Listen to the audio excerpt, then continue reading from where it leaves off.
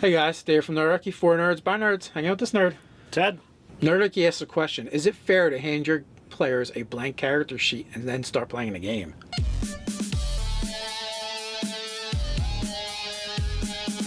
Jump down in the description below where you can sign up for Nerdarchy, the newsletter, get weekly gaming tips, as well as learn how to game with Nerdarchy. So we have another GM 911 for you guys, which you can find in the original post down in the description below. And if you have a GM 911 of your own, send it to nerdarchy@gmail.com, GM 911 in the subject line. We also take viewer suggestions over there as well.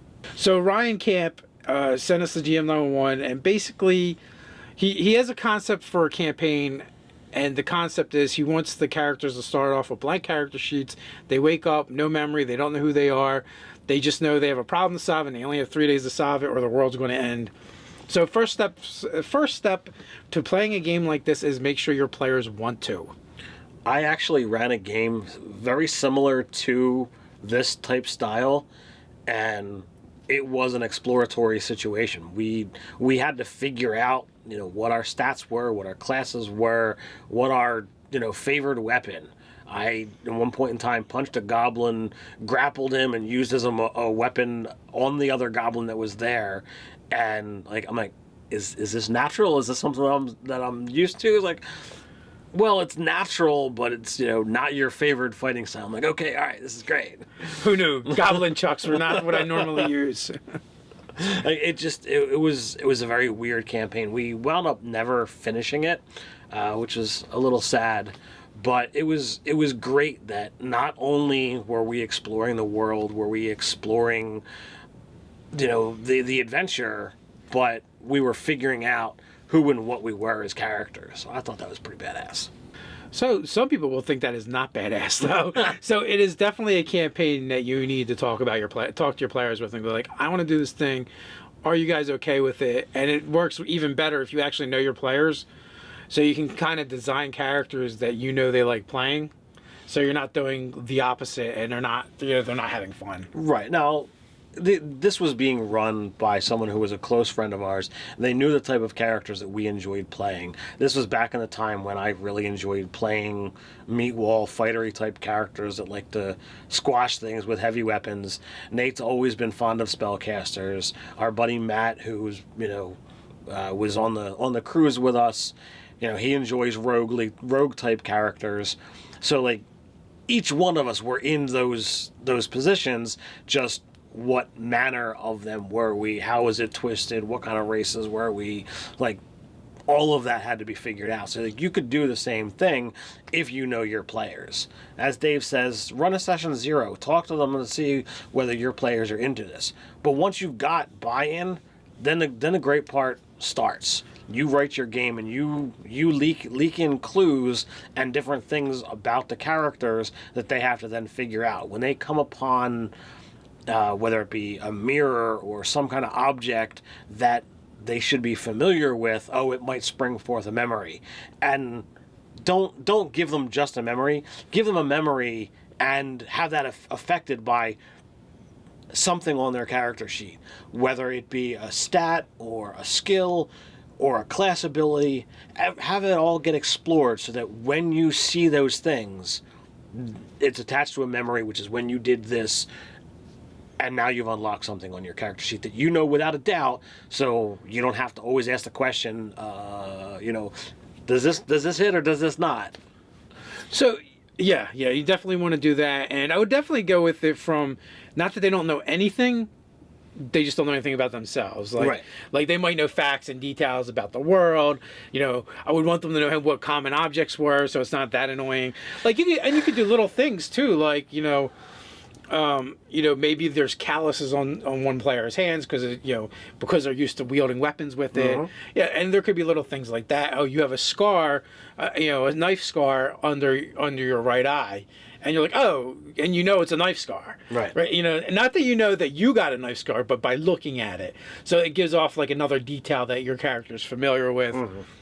Mm-hmm. Maybe you're at some point you come across a spell component pouch, and one of the characters can identify it and actually knows what all the stuff's in it. Mm-hmm. And that might be like, oh, well, maybe I cast spells because I know what this stuff is. So I wouldn't make it super. You don't want it to be a pain in the ass, right? You want them to be able to unravel clues and find things, and they walk by a mirror and they go like, that's an elf. Mm-hmm. And not you have to figure out what an elf is so that you can know that you're an elf. That would be a pain in the ass. Yes, that's absolutely what you need to do. You've forgotten who you are, but your general knowledge is still there, and having those things really does expedite the situation. It says in there that you've got the premise of wanting to get out in 3 days or the world's going to end. So that leads me to believe that this is a one-shot as opposed to a protracted campaign, which is what we wound up having. Well, maybe. I mean, it just might be how he's starting his campaign. That's true. And maybe he's running 24-hour style game or a Dresden style book where 3 days is just going to happen. You're just going to roll right through. There will be no breaks. That is entirely possible as well. But by having this be a shortened campaign arc, you don't want to run this kind of thing, every week for a year. It's going to get a little tedious if after a year, they still don't have a complete character sheet. Yeah, that's the other thing. You know what? In your session 01, hey, give me the bucket list of no, I don't want to play anything like this or do that, or the things that they don't want to see on their character sheet. Kind of have that bucket list, and then hammer out the details of how long is this going to take in order to get where you want to be. How long is the campaign? How long till I have a completed character sheet that I have jurisdiction over, as opposed to waiting for the DM to fill in details for me? I think the group should decide on a number: 4 to 6 sessions, 6 to 8 sessions. 3 to 4, whatever. Now I wouldn't make it 4 set by session 4, but I would make it a short window range, so that 5 or 6 where they find out at 7 or they find out at 5, whatever. But it gives you something to work with. It gives them something to work towards, and they're not going to be dealing with that forever unless they really want that kind of game. Indeed, and only you are going to know your players, and only you are going to have the ability to sit down and have these conversations. But I honestly think that if you have the people buy into this type of thing, it can be a lot of fun. I will tell you, it's a lot of work on the GM to manage this type of thing, because you're going to need to have, apart from everything else prepared, you're going to need to have a copy of all their character sheets. And when they say, okay, well, do I know X? All right, well, they're going to make a roll, then you're going to need to reference their sheet to know whether that roll was successful or not, because they're not managing their numbers. Therefore, that means as the DM, you have more work to do than a normal game. So this type of thing is not for every DM. And the other thing, too, is how are you going to handle things like attacks, right? So you're the DM, you're managing the bonus. They roll 12. And same monster, they roll 12 hits. Next round, they roll 11 doesn't hit. So they kind of know the number now, and that they need it to hit, and they know their bonus. So do you then say, hey, write that bonus down? I mean, I think you should, just to make it easier. And, so when I'm using Goblin Chucks, I know that I get a +5, because that worked. And I think that's exactly how we managed it.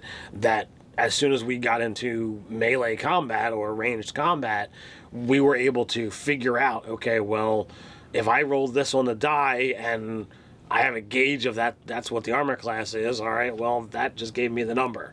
And as we kind of narrowed things down, we got to figure out anytime those numbers meant something, we got clues on the character. And the trickier part is going to be figuring out special abilities, how they manifest, and using them in the game. I think it would be lame if you did, well, you just have to try things. That is incredibly frustrating from the player's perspective, and annoying for the DM to deal with. It's all right, well, what are you trying? For instance, if you're a druid and you're high enough level and you have wild shape, if they're thinking, I want to be up on that ledge, I would have, as a DM, wild shape them into something to get to the ledge, whether it's a monkey that can climb or a bird that can fly. Depending on what's available to them. And then that unlocks something for them, and they know that, and they're like, oh, I'm some kind of shapeshifter. Or maybe they know about druids and oh, I'm a druid. That's right, I really do want to be outside or whatever, So you'd have the trick is to figure out clues like that. Maybe if there's if there's a cantrip on the character sheet that only has verbal and somatic components to it, you could have the wizard accidentally do it. Right.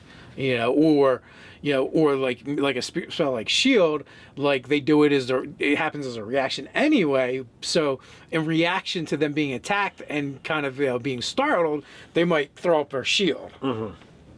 So that would be the trickiest thing, is to think about how to implement their abilities into the game that is fun and interesting for everybody. And some things can be set up ahead of time. Prepare that you're going to literally have a handful of gimmies, so that if you're doing this over multiple sessions, every session they're walking away with multiple pieces of things, some that are just you've prepared that you're putting in there, other things that they can and will explore and find out based on what they do. Yeah, you want to have cool aha moments, like like when the rogue that doesn't know he's a rogue stops the fighter that doesn't know he's a fighter and keeps him from walking because there's a tripwire, and then it explains the tripwire and the whole trap mechanism and the crossbow bolt that was going to fire, out of the hole in the wall where the crossbow is housed, and he's like, "Oh crap! How do I know that?" Exactly. So these instinctual things just pop out in the game. I don't know. You guys have some suggestions for us down in the comments below. While you're down there, why don't you like, share, and subscribe? You can tweet at us at Nerdarchy. So until next time, Stay nerdy.